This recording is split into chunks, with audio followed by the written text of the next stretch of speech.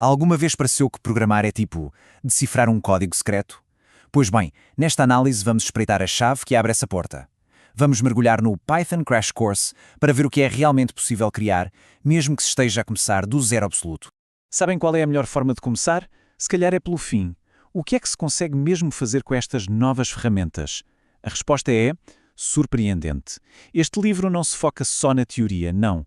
Ele leva-nos a construir projetos a sério, projetos que mostram o verdadeiro poder do Python. Pensem nisto, criar um videojogo do zero. E não é um simples Olá Mundo, é um jogo de arcade a funcionar, com uma nave a disparar contra alienígenas que se movem no ecrã e com uma pontuação a subir. É um dos projetos centrais do livro. Incrível, não é? Mas o Python não é só para jogos. A sua grande força, se calhar, é a capacidade de transformar dados em conhecimento. Imaginem pegar numa montanha de dados brutos e transformá-los nisto. Gráficos claros que nos permitem ver tudo, desde padrões do tempo a terremotos. E claro, tínhamos de ir para a internet. O terceiro grande projeto é construir e pôr online uma aplicação web. É uma espécie de diário de aprendizagem onde os utilizadores podem criar uma conta, registar o que andam a aprender e fazer anotações. É um projeto completo que nos ensina a construir algo útil e que se pode partilhar com o mundo. Certo, os projetos finais são espetaculares, mas como é que se chega lá?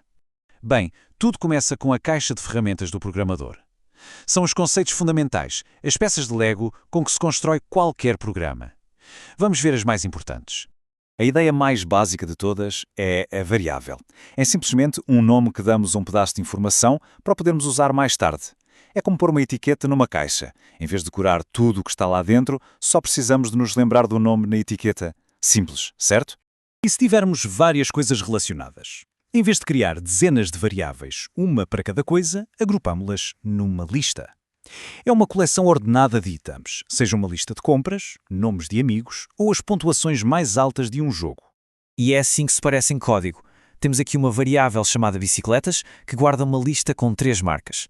É simples, dá para ler e perceber e é uma forma super útil de organizar dados. É esta simplicidade que faz do Python uma ferramenta tão boa. Ok, já temos os dados organizados. Mas como é que damos vida aos programas? Com duas ferramentas cruciais.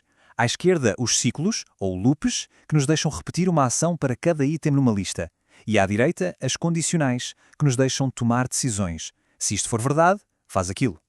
É a combinação destas duas coisas que cria a lógica e a inteligência no código. Depois de termos as peças básicas, o próximo passo é organizar o código de uma forma mais inteligente. Não queremos estar sempre a repetir as mesmas coisas. Queremos criar componentes que possamos reutilizar, que tornem os nossos programas mais eficientes e mais fáceis de entender. Uma função é como uma receita de cozinha. Damos-lhe um nome, ensinamos lá a fazer uma coisa específica, tipo cumprimentar alguém ou calcular uma pontuação, e a partir daí, sempre que precisarmos de fazer isso, basta chamar a função pelo nome. Não é preciso escrever a receita toda de novo. Poupa-se tempo e evitam-se erros. As classes são uma ideia mesmo poderosa. Pensem numa classe como a planta de uma casa. A planta não é a casa em si, certo? Mas define tudo o que uma casa deve ter. Quantos quartos, onde ficam as janelas, se tem uma porta. E então, quando usamos essa planta para construir uma casa a sério, essa casa é o que se chama uma instância da classe casa. Cada casa pode ter uma cor de parede diferente ou um telhado diferente, mas todas seguem a estrutura definida na planta original. Ok, já falamos em receitas e plantas, ou seja, funções e classes. Mas como é que estas ideias se transformam naqueles projetos complexos que vimos lá no início? Agora é que vamos ligar os pontos. Olhem só para este código. É das linhas mais simples que se pode escrever. Estamos apenas a criar uma lista vazia chamada quadrados. Não parece nada de especial, pois não?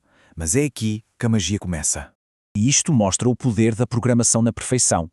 Aquela linha de código tão simples é o ponto de partida. Depois, um programa pode usar um ciclo para calcular e adicionar milhares de valores àquela lista, que por sua vez é usada para gerar esta visualização de dados completa. Do super simples ao super complexo, tudo começa com uma pequena linha de código. Lembram-se do jogo Alien Invasion? Pois as classes são a alma desse jogo. Existe uma classe Alien que define como é que todos os alienígenas se movem e se comportam. Depois, o programa cria dezenas de instâncias dessa classe e de repente o ecrã está cheio de inimigos. O mesmo acontece para a nave e para cada bala que é disparada. E na aplicação web, no Learning Log, aí são as funções que brilham. Quando um utilizador clica em adicionar nova entrada, isso chama uma função específica que sabe exatamente o que fazer: mostrar o formulário, verificar os dados e guardá-los. Cada ação corresponde a uma função. Mas olhem que escrever código é só metade da história. A outra metade é pensar como um programador. E isso significa resolver problemas, encontrar erros e seguir certas filosofias que nos ajudam a escrever código melhor e mais limpo. No coração do Python existe uma filosofia chamada o Zen de Python, e um dos seus princípios mais importantes é este. Se existe uma maneira simples e uma maneira complexa de resolver um problema, a escolha é sempre a simplicidade. Porquê? Porque um código claro é mais fácil de ler, de corrigir e de melhorar no futuro. É inevitável, vão aparecer erros, mas um erro não é uma falha, é uma pista. Esta mensagem, name error, pode parecer assustadora, mas na verdade está só a dizer: olha, tentaste usar uma variável chamada message, mas não a conheço. Será que te enganaste a escrever message? É o computador a tentar ajudar. E quando parece que não há mesmo saída, o livro dá uma abordagem muito prática. Às vezes, a melhor solução é só afastar-nos um bocado. Outras vezes, reler o código com calma revela o erro. E se nada funcionar, começar uma pequena parte de novo ou pedir ajuda a outras pessoas pode fazer toda a diferença. Sabem qual é uma marca de um bom programador? É escrever testes para o próprio código. Em vez de testar tudo manualmente cada vez que se muda alguma coisa, escreve-se código que testa o nosso código automaticamente. Funciona como uma rede de segurança para garantir que nada se partiu. E terminamos com a mesma pergunta que o livro nos deixa. Porque, no fundo, aprender a programar não é sobre decorar sintaxe, é sobre ganhar a capacidade de transformar ideias em realidade. Por isso, vale a pena pensar nisto. Que problema gostariam de resolver? Que ideia gostariam de trazer ao mundo? Esse é o verdadeiro ponto de partida para esta jornada.